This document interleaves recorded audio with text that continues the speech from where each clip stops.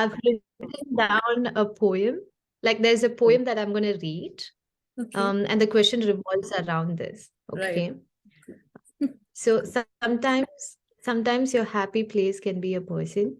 If you could just find one person who could accept you at your worst, you're a person who don't know how to communicate. You shut down that knowing that your words can be sharper sometimes. You flaunt your cheapest makeup. That's your smile. So all you ever wanted was him or her to step into your world, understand you a little bit more. So even if they come with all the right things on the plate, you just want to move away from them to find yourself. So Right. I think like I would sign off this poem with your name because these are like few phrases and sentences that I've taken all from your Instagram post. So if you could, so if you could give this poem a personality, I would say it's a person who is so much in love with their partner or with someone than she is with herself, right? And she cannot accept the love she receives because she feels she doesn't deserve it.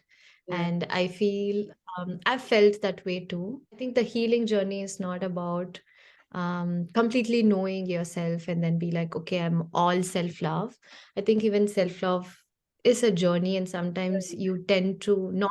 It's really easy to love someone else than for you to love yourself, because Exactly. loving yourself is you know yourself so much, and Exactly. then you know your flaws, and you can like yeah, you have your own map in your head about the life True. that you lived, and then like it's really hard to accept yourself in that sense, right? What are your thoughts around this, and can you tell me one such experience in your life where you felt like you need to shut everyone off until you find yourself again?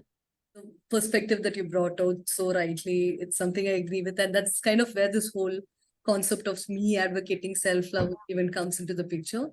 I feel like, no matter how much you tell yourself that you know somebody, you can never know them 100%, right? Like you may, there are still going to be moments where you're not right next to each other and they're doing something on their own and they're having their own experiences. So you can never like fully know a person. And the only person that you know fully like 100% is yourself. And that's exactly why self-love is like really hard to practice. Like, I mean, you would hear a lot of these cliched quotes where people are like, think about the person that you love the most and love yourself the same way and all of that. Yes, I wouldn't say all of that is not true. That is, but for you to actually put it in practice is like really hard because you know your flaws, you know your insecurities, you know your trauma, and I'm pretty sure like no matter how good we try to be as humans, there might have been moments where we would have screwed up and like messed up and like hurt somebody or did something that we are not really proud of. And all of that guilt and all of that will definitely block us from truly being able to love ourselves. And that's why, like you rightly said, loving somebody else is a lot easier. When you're really in a place where you're not able to completely accept yourself for who you are, you will also not be in a place where you can accept the love that the other person is showering on you. And it can be anybody. It can be your family, your friends. You might have one of those friends who'd like at times who'd actually make you wonder like what did I ever do to deserve this friendship, because they're always showering you with love, but for some reason you're not in a place where you can completely receive it or give them back the same level of love.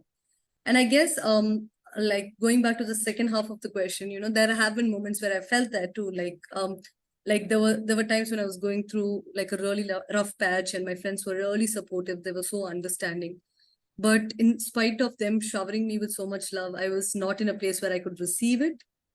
Like I could acknowledge it. Like I knew that, they had good intentions for me. They were looking out for me. They were being so kind and polite, but I was not in a place where I could actually receive that love. And somewhere it just made me feel a lot more guilty, like in the sense that okay, this person's showering me with so much love but I'm not able to give that back to them, so I feel guilty and I feel bad about it. And in those were like the triggers that I had, and that's when I decided like, okay, maybe I might be doing this person a favor by distancing myself from them because they deserve a lot better. And I guess now when I look back, I mean, I'm still in touch with all of those friends. And now when I look back, I don't know if it was the right thing to do, but I still ended up doing that. So, and like until the point, until I got to a point where I knew that I deserved the love that I was getting, I used to keep pushing people away. I used to be like, no, I don't deserve what you're giving me.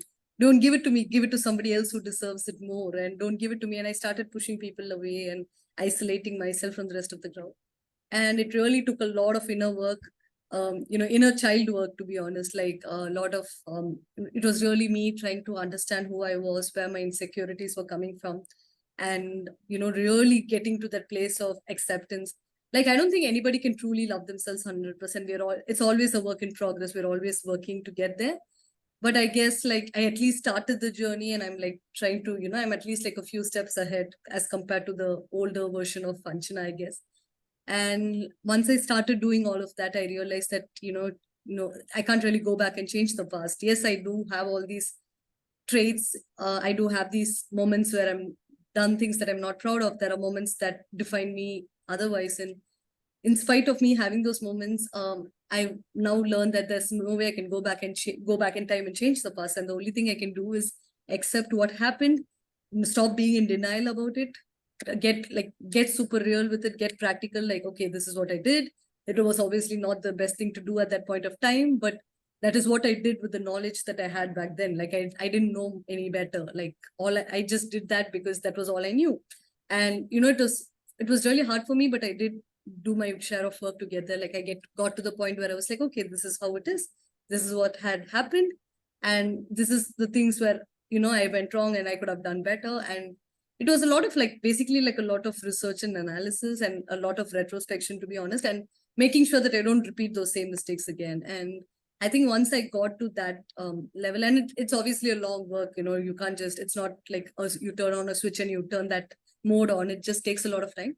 But I think once I really got there, I understood that I do deserve the love that I'm getting. And, the universe is just trying to give me something that I put out a long time ago. I'm gratefully touchwood. I'm in a place where I'm able to understand the intentions that the people have, at least the people in my inner circle have for me.